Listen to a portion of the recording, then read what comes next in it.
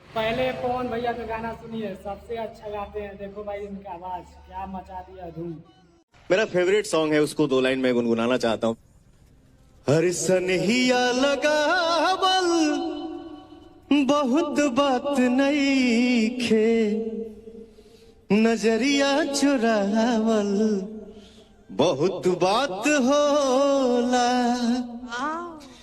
देखी देखी हमके अब तो हंसता जमाना, पागल समान हो दे भैनी दीवाना।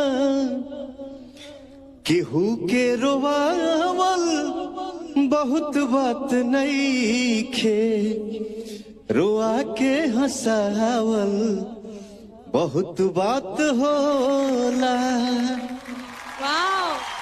जोरदार तालियां। ये वीडियो देख के आपका क्या राय है, कमेंट में जरूर बताइएगा। और पवन भैया का नाम जरूर लिखिएगा कमेंट में।